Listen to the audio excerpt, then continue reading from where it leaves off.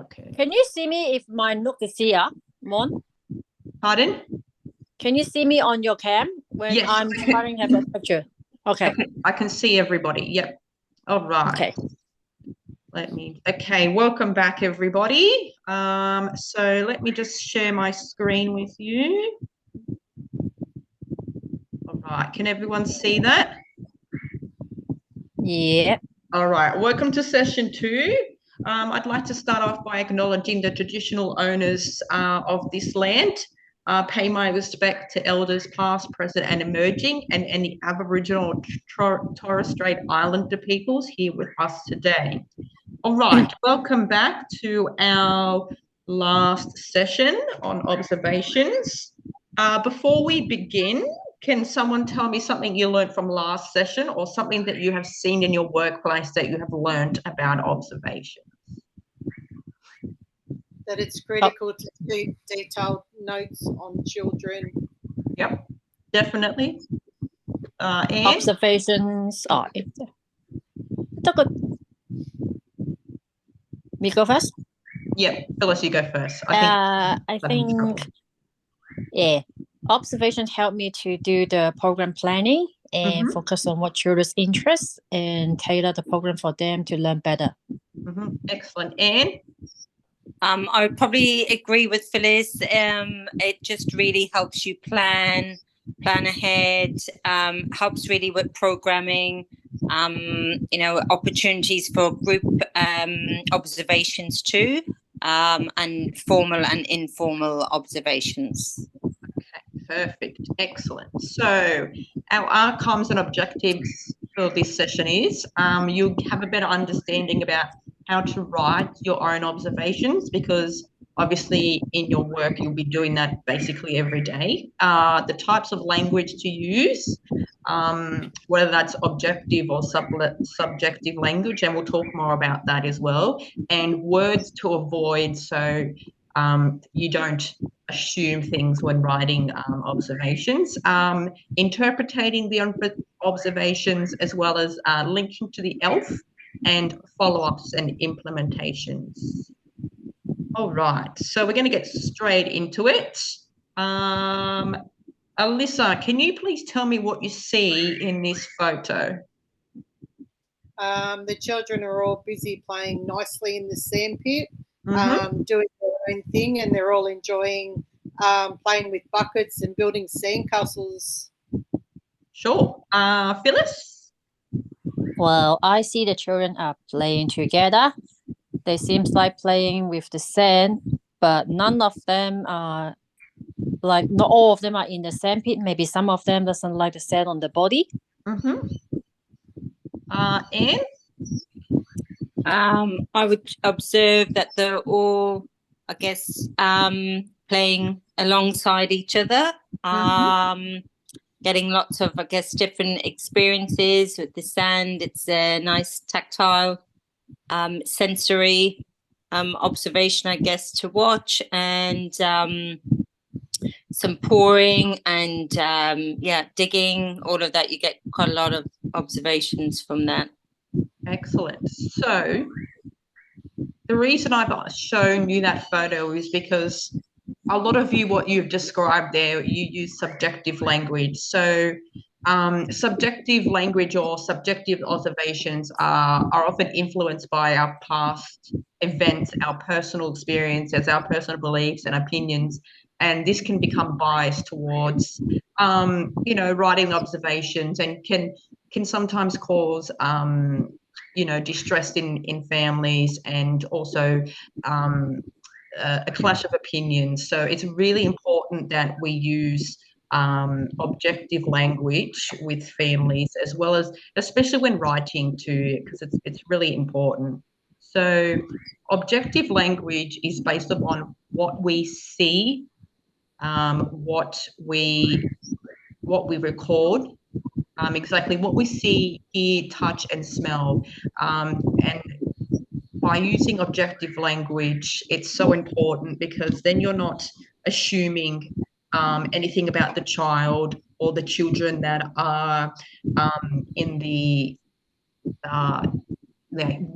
in their development and what they are doing. And, you know, using subjective language, it's not really anybody's fault, but sometimes it can give the reader the wrong impression that there's something wrong with their child, or they could completely take the observation in the wrong context.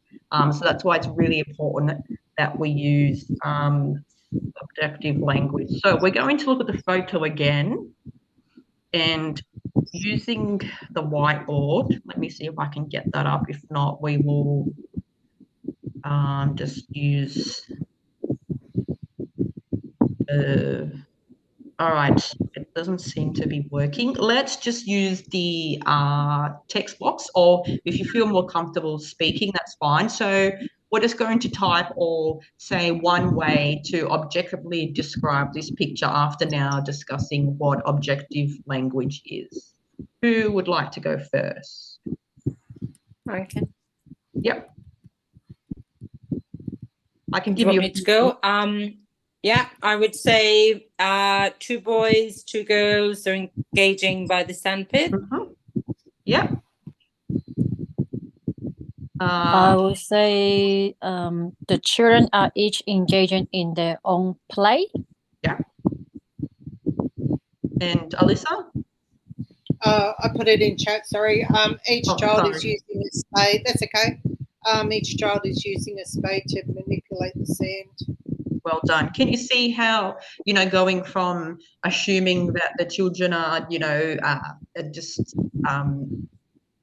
playing in the sandpit, where now you've used a different type of perspective, a different type of lens, looking at the photo, you can get so much more out of it as well. So we're going to look at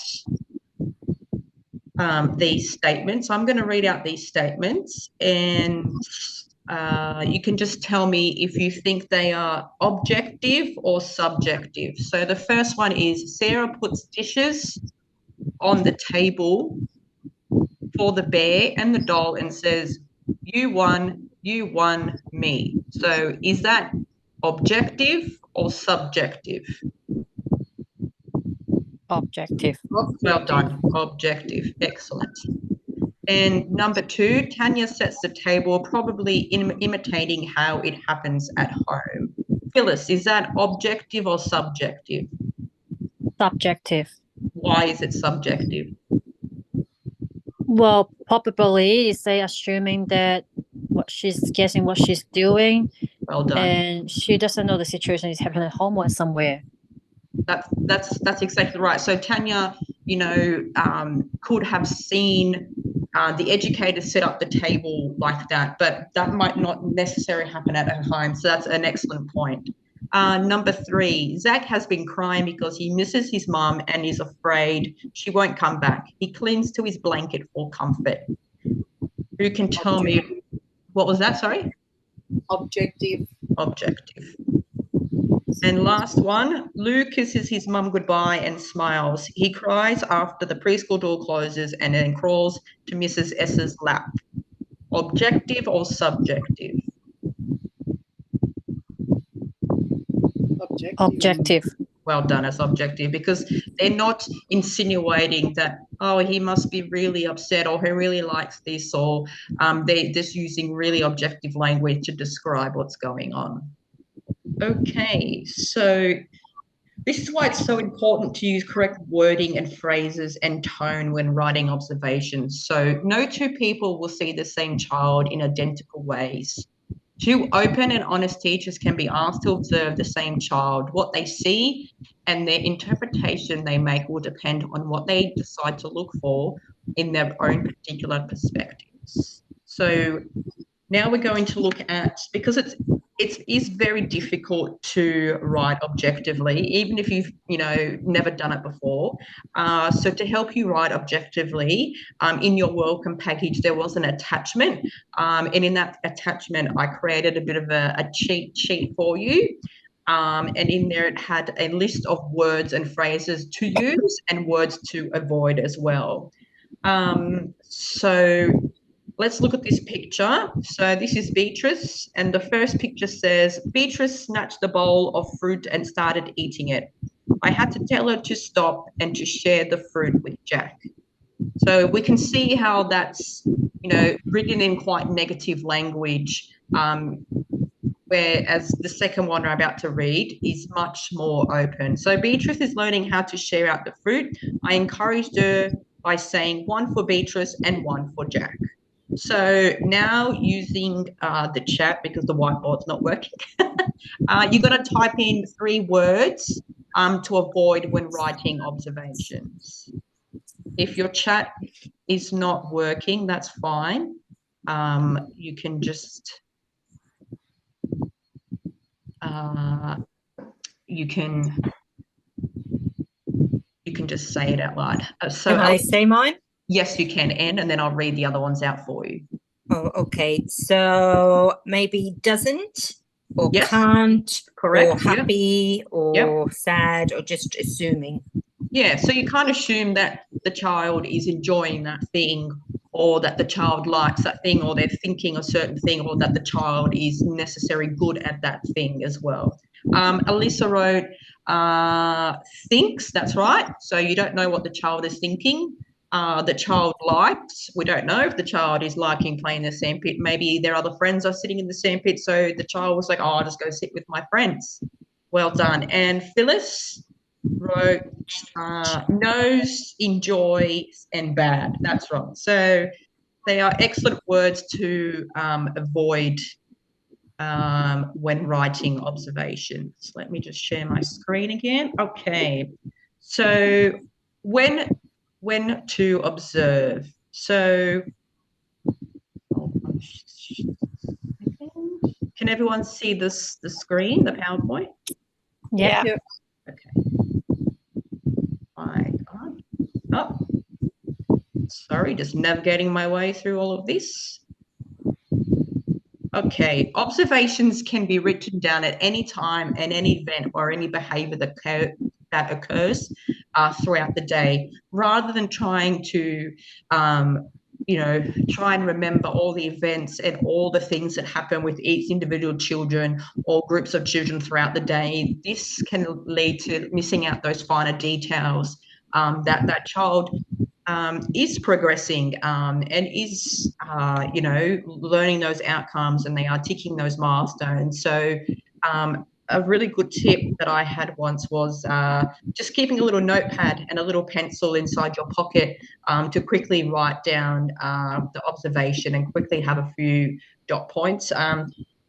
Nowadays, everyone uses the iPads, and that's a really great way of taking observations as well. So you can take the observation, and then in the notes of the iPad, you can quickly type out, the date, what child it was, or group of children, and then list out other things that will jog your memory later on as well. Phyllis, how do they record observations, and when do they record observations at your centre? When my center will do it like whenever the situation happens that's value for the educator to record it. Yep. They recently been using the jotting, which is like 1-2 sentence very simple sentence to describe what the child actually was doing and the situation, and then later on they use those jotting to create the observation of the month. Okay, perfect. Is there any questions before we move on? No, thank you. Okay, so what information needs to be included in, hold on, my screen is not sharing with you. Hold on a sec. Okay, can everyone see that now? Yeah. Okay, so what information needs to be included in the observations? So that is the child's name, the date, the location, obviously the detail of the observation, the links to the ELF, analysing it or interpreting it, and the follow-up. As you can see on the pictures there are lots of different types of templates that you can use to use throughout your workplace. No one is wrong or right.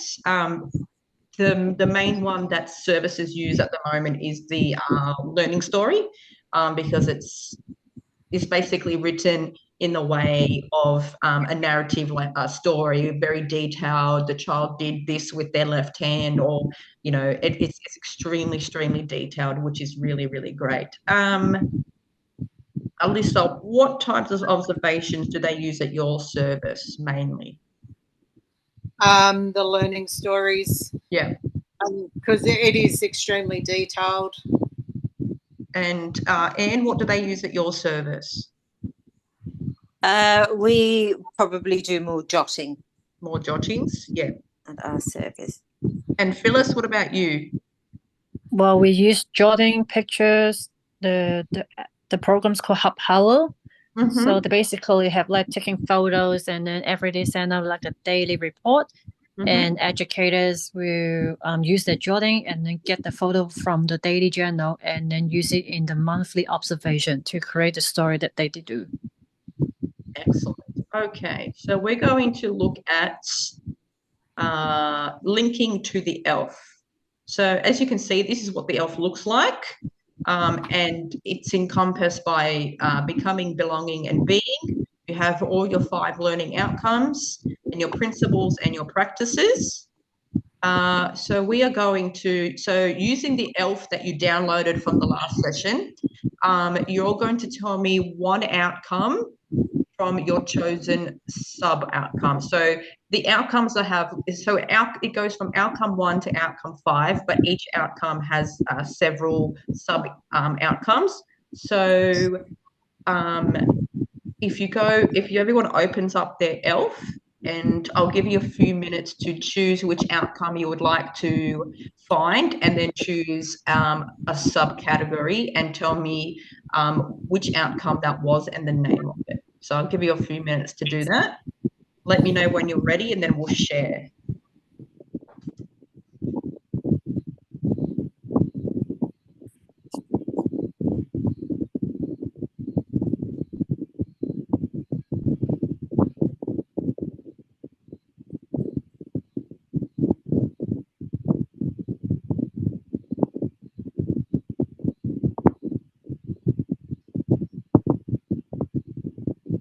Can I say it? Yes, if you're ready, yep, you can go for it, Yeah. Phyllis. I'll go with outcome 5. Mhm. So the children basically will learn how to understand the system pattern working. Yep, perfect. Sim, are you ready? Yep. Outcome 2, the children respond to diversity with respect. Excellent. And Anne, which one did you choose? Outcome 4. Yeah. Just how the children transfer and adapt to what they have learned. Perfect. So as you can see, there are lots of different ELF outcomes, and they all link up to all the areas of developmental domains as well. So after you have linked your observation to the ELF, you need to interpret the ELF. So we need to ensure that when we're interpreting, to include social, emotional, cognitive, fine motor, gross motor, language, both expressive and receptive.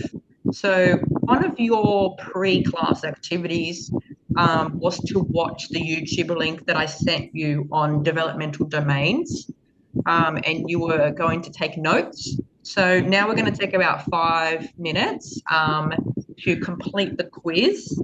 And then I will check the results after and provide you with some feedback. Let me just copy and paste that into the chat. And there's the chat. And just give me a thumbs up when you have done that.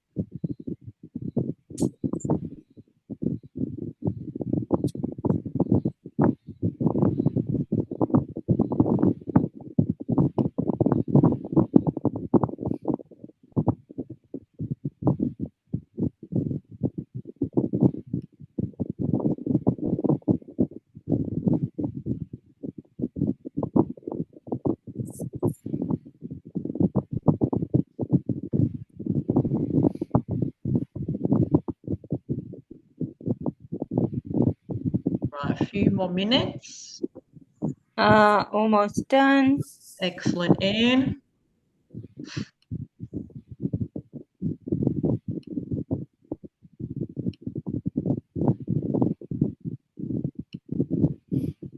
Do I have to put in my email address for this? Yes, it gives you an option for your name. Yeah, Okay. all done. Excellent. Thank you, Anne.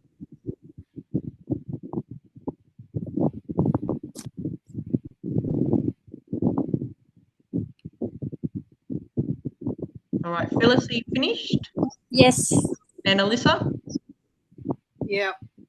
All right, excellent. Did anyone have any questions? No. No. Did the link work well for you? Yep. Yeah. Okay, perfect. All right, so once you have finished interpreting the observations using all the developmental domains, you will need to follow up.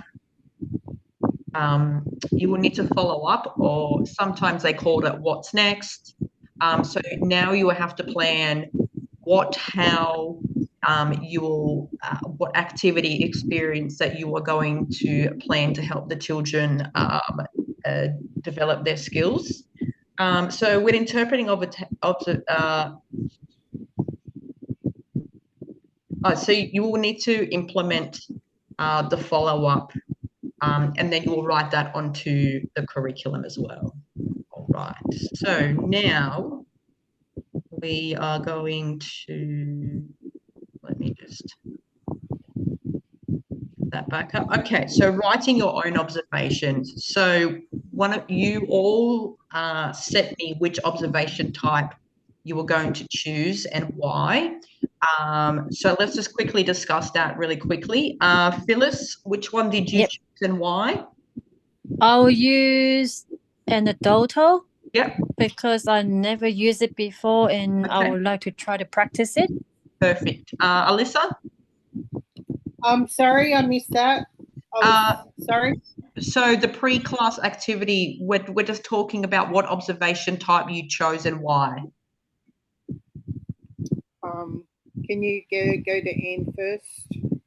Yeah. Is it okay if I go?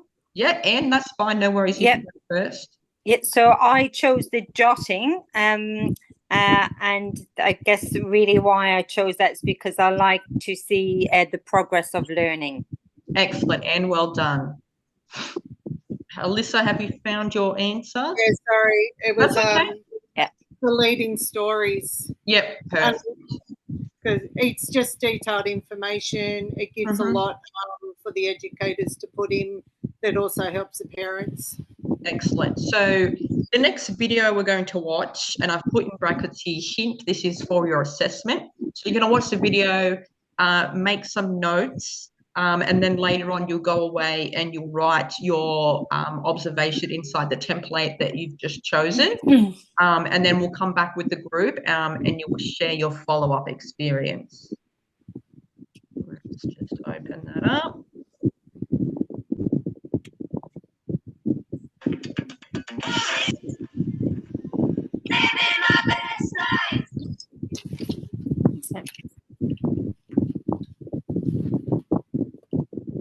Everyone see the screen? Yeah. Perfect.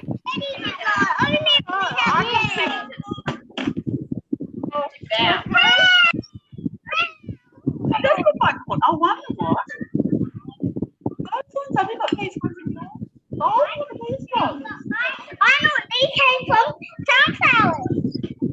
You're right. Have you got sunflower seeds in your bowl? I've got some. And what about, wonder what these little tiny ones are? Look, the little red ones. No, we have to do it again. Yeah, they are. So these ones are the sunflower seeds that we grew in the garden.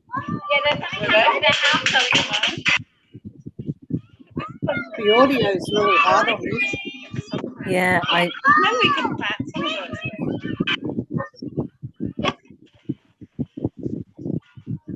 Tiny one.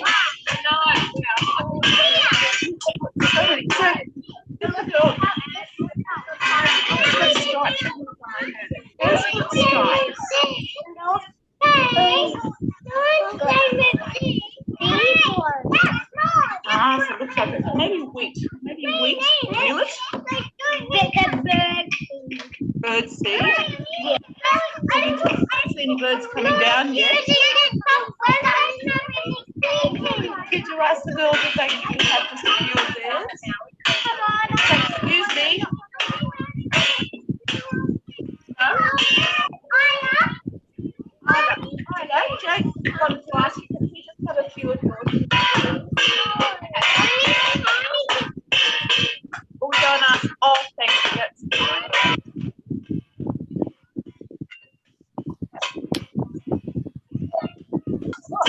I'm waiting for the birds. Maybe they're not hungry today. They might. They might? They haven't eaten yet. Haven't eaten yet? Birds that come here sometimes are parrots. I haven't got one. The lorikeets wonder if they like sweet. I know lorikeets like honey and sweet things. Yeah. Yeah. Oh my God. Oh, would you like to get that side? No, we need to. You can have one.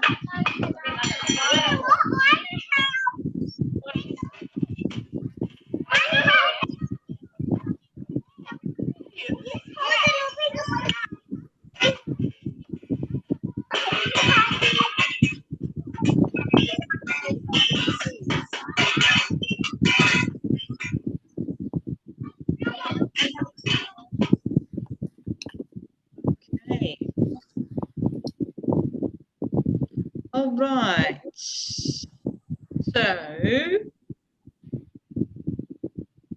who can share with me what your follow-up experience will be with that observation? Phyllis, are you there? It was a Yeah. outdoor activity. Sorry, Alyssa, we can't see you, Phyllis. I'm here. We can't, your face is not there. Yo. Wait, what's wrong with this here? Is it good now? Yes, thank you so much. Thank you. Sorry, I don't know what's happening with that. That's fine. Alyssa, what were you saying? What follow-up experience are you going to do from that observation that you just watched? I was taking a group of kids outside. And doing gardening, planting seeds, and then the kids can observe every other day by seeing if anything's growing yet and watering the seeds for the plants to grow. And it also sounded like the kids were feeding the birds. Yeah, they're They all were excellent waiting for ideas. birds to come down. Yeah, so it was all outdoor experiences. Excellent. Phyllis? Yep. Well, the kid seems like really like banging on the pots and things, making noises. So maybe I can do some arts and crafts and making their own instrument with recycled material. Sure, sounds great. Anne? Yeah, I was probably thinking more, along the music, making instruments. There was lots of noise and fun happening. So, definitely maybe follow that up with some musical instruments. Excellent. So the second one, so this one will be used, I'm going to cut and paste this one into the chat when it lets me. There we go. And this one you will be using for your assessment. Let me just find the chat. So I'm going to put it there. So you'll be using that link to write your observation. You're going to write your observation. You're going to interpret your observation. You are going to link it to the ELF. You're going to make sure you use all the developmental domains. Make sure you write up what's your follow-up question, follow-up activity for the child. And that assignment is due 2 weeks from this date. So I will give you another reminder about that later as well. Anyone have any questions? No. No. Have anything else to say? No. So Great learning. the observations that you the ones that you told me about in this session, and that you that template, you will use that for your assessment as well. So that's a wrap up. Thank you everyone for joining me today. It's been excellent. I hope you've all learned something. Thank you for taking out your Friday night for this, and thank you for those of you who have kids. I know how hard it must be to try and juggle all these things. I hope you gained some new skills and some confidence into observation writing. Over time, this will become much, much easier, and it'll just become second nature the more you practice it as well. So, excuse me, I will email you a feedback form after tonight's session. If you could, excuse me, if you could please just fill that out, that will be really great. Excuse me. Did anyone have any questions or anything like that? No. Thank you so much for tonight. That's all right. Sorry about that. Yeah, so is everyone confident with writing the observation for their assessment, or do they need some help, or are we all okay with that? I might just message you if I need some help. Yeah. That's not a problem, Anne. Yeah. Yeah. And if you can't manage to copy and paste the link I've put in the chat, also message the group that I've made for us, and I will pop it up in that link as well, so you have it there as well. Yeah. Thank you. Thank you. That's all right. Anything else? Thank you. Nope. No? Okay. All good. All right. Thank you so much, everyone. Thank you. Thank Have a you. good weekend, everyone. You too. Good night. Bye. Bye. Bye. Bye.